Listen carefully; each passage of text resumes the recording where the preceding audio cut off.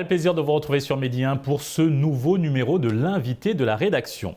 Prendre sa place de femme par le cinéma, c'est le thème retenu pour la 3e édition du festival de cinéma Les Teranga. L'événement est une initiative de l'association Cinéma 221, des professionnels du cinéma et cinéphiles convaincus par la pratique que l'image est l'arme la plus puissante du changement positif. Le Maroc est le pays invité d'honneur de cette nouvelle édition qui est cette année placée sous le haut patronage du chef de l'État sénégalais Macky Sall. Pour avoir un éclairage sur le déroulement de cette grande fête du cinéma sénégalais et africain, nous sommes avec Fatou Jupiter Touré, fondatrice du festival de cinéma Les Teranga. C'est un plaisir de vous recevoir sur ce plateau. Plaisir partagé, Alexis. Madame Touré, prendre sa place de femme, c'est le thème de cette nouvelle édition. Pourquoi ce choix ? Je pense que c'est vraiment d'actualité. Nous sommes tous témoins que les femmes sont en train d'encore plus gagner du terrain, d'encore plus s'affirmer positivement dans la société. Et étant de ce métier-là, nous avons conscience que par la pratique, comme vous l'avez dit, par l'expérience, que l'image, l'audiovisuel, le cinéma font partie des armes les plus puissantes pour amener les changements auxquels nous aspirons tous. Et ça nous semblait évident. Et quelle est la particularité de cette nouvelle édition comparée aux précédentes? Nous rappelons que nous sommes à la veille de la 3e édition du festival de cinéma Les Teranga. Absolument. Alors auparavant, il s'agissait d'une cérémonie de récompense dans sa toute première édition, que nous appelions édition pilote. Lors de l'année du Covid, nous avons eu juste à faire un atelier, une résidence de formation. En 2021, nous sommes allés vers un format un peu plus hybride où nous avons testé un peu tout ce que nous voulions mettre en place. Et cette année, le festival déjà ne s'appelle plus Teranga Movie Awards, mais il s'appelle Festival Les Teranga. Et nous allons vraiment vers le format festival, c'est-à-dire 4 jours intenses où Dakar sera la capitale du cinéma africain de la diaspora. Donc on compte faire vibrer Dakar, la banlieue, les régions au rythme du cinéma, des projections, des expositions, panels, etc. Vous avez changé l'intitulé du festival. On passe de Teranga Movie Award au festival de cinéma Les Teranga. Les Teranga qui est un terme wolof qui souhaite la bienvenue. C'est une sorte de bienvenue au cinéma sénégalais, africain et du monde entier. Exactement. On dira c'est le Sénégal qui accueille le monde du cinéma, le monde de l'audiovisuel. Nous dirions, au lieu de dire changer, c'est plus une évolution. Dans le langage populaire, ce festival était appelé Les Teranga, Les Teranga. Le trophée s'appelle Les Teranga. Donc pour aller à l'essentiel, nous avons, lors de l'évolution, décidé de l'appeler Festival Les Teranga. Intéressons-nous maintenant à la programmation. Plusieurs œuvres cinématographiques seront diffusées. Quel genre de films verront les spectateurs, Alors, ils verront de la fiction, donc des longs, des courts, du documentaire, du long, du court, des courts-métrages. Et nous avons cette année la particularité, nous allons mettre en place un concours de films destiné aux droits des filles. Donc, ce qui sera appuyé par des organisations internationales. Et l'idée derrière, c'est au-delà de primer des œuvres qui s'intéressent à cette question spécifique, d'accompagner plus particulièrement des jeunes filles, mais aussi des hommes, vers des œuvres un peu plus impliquées, on va dire, un peu plus impliquées et engagées autour de ces questions essentielles des droits des filles. Alors, comment vont se dérouler les compétitions? Il y a combien de catégories? Et quel est le nombre de films que nous allons voir? Et comment se déroulent les projections? Au moment où je vous parle, les sélections sont en train d'être faites. Donc, je ne peux pas vous arrêter le nombre exact. Le jury est en train de commencer son travail. Donc, nous avons un jury international cette année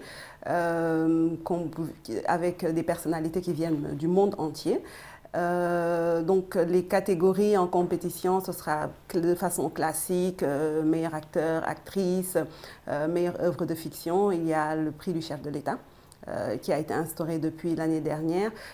Cette année, nous allons vers le prix du roi Mohamed VI. Et il y aura les œuvres classiques, donc meilleur documentaire, il y aura les catégories sénégalaises et africaines. Et pour plus d'informations, je vous invite à aller vers le site internet www.lesteranga.com. Justement, intéressons-nous au Maroc, qui est le pays invité d'honneur cette année. Pourquoi ce choix ? Alors, tout aussi bien que le thème du festival, je crois que le choix du Maroc est une évidence pour nous. Nous avons des relations séculaires, des relations fraternelles avec ce pays frère, que ce soit sur le plan religieux, que ce soit sur le plan des échanges intellectuels, que ce soit sur le plan des échanges économiques. Et nous avons une proximité naturelle au sein de l'équipe avec des intervenants au Maroc. La présidente du jury sera une femme, une Marocaine, Néla Tazi, fondatrice, directrice du festival Niaoua.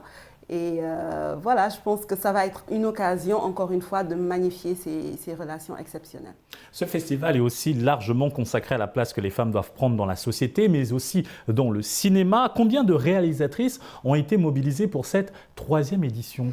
Alors déjà, dans l'équipe, je pense que nous sommes 4 réalisatrices, productrices, au sein de l'équipe même d'organisation. Le nombre de réalisatrices, on va dire que autant qu'on peut en accueillir. Franchement, c'est la porte ouverte aussi bien aux réalisatrices avec de l'expérience, avec du métier, qu'avec celles qui aspirent. Ce n'est pas que les réalisatrices, c'est vraiment tous les métiers du cinéma qui vont être mis à l'honneur. Nous allons mettre en place un fonds de soutien également aux femmes dans les métiers du cinéma parce que la pratique aussi nous a fait voir que souvent les films, les productions racontent des histoires qui tournent autour des femmes mais qui sont rarement racontées par les femmes. Et il suffit qu'une femme soit à des postes un peu plus décisionnels pour que le narratif change, pour qu'on ait le point de vue de la femme, je pense, qui est essentiel. Et c'est pour toutes ces raisons que vous verrez, je pense, une mobilisation exceptionnelle des femmes du métier. Comment accroître la place des femmes dans le cinéma africain et favoriser le leadership féminin inclusif dans le secteur ? La formation est là, le savoir-faire, le talent, je crois que ce sont les moyens actuellement. Les moyens, la formation, à mon avis, plus être en réseau, c'est vraiment le but. C'est un choix délibéré. Ce n'est pas une guerre des femmes contre les hommes parce que nous sommes vraiment très soutenus depuis le début, au sein même de l'équipe et autour par des hommes. Et je pense que le temps est venu que la balance soit un peu plus équilibrée. Et aujourd'hui, quels sont les grands défis auxquels doivent faire face les réalisatrices, actrices et femmes évoluant dans le domaine cinématographique sur notre continent et particulièrement au Sénégal ? Souvent, je pense que nous sommes limités socialement parce que nous avons certaines obligations qui nous rattrapent. Quand on est un peu plus jeune, je prends mon cas, je suis réalisatrice. Quand on est étudiante, un peu plus jeune, on peut aller n'importe où. On peut voilà, ne pas avoir d'heures comme tout le monde. Mais au bout d'un certain temps, quand on est rattrapé par certaines réalités, comme fonder une famille, avoir la responsabilité d'enfants, le talent, le savoir-faire sont là. Mais les charges sociales font, c'est une réalité. Je ne pense pas qu'on va changer ça du jour au lendemain, mais par contre, accompagner les femmes vers leur réalité, c'est-à-dire avoir des façons de faire qui sont beaucoup plus réalistes, qu'elles puissent pouvoir vivre leur passion, leur talent, tout en respectant leurs charges naturelles. Trouver une sorte d'harmonisation entre les obligations familiales et la carrière professionnelle ? Voilà, que ce soit familiale ou sociale, parce que je crois que les femmes sont très impliquées socialement et avec l'évolution, on a beaucoup de responsabilités de part et d'autre et c'est ce qui fait notre spécificité. Au lieu de se battre contre ça ou essayer de tirer vers une égalité qui quelque part est un peu perdue d'avance dans un certain sens, je pense qu'il vaut mieux aller dans l'ordre naturel des choses. Donc, j'ai cherché des solutions qui nous ressemblent. Merci Fatou Jupiter Touré pour cet éclairage. Nous rappelons que vous êtes la fondatrice du Festival de cinéma Les Teranga. Merci à vous, c'est un plaisir. Et merci à vous d'avoir suivi cette émission. Très bonne suite des programmes sur Média.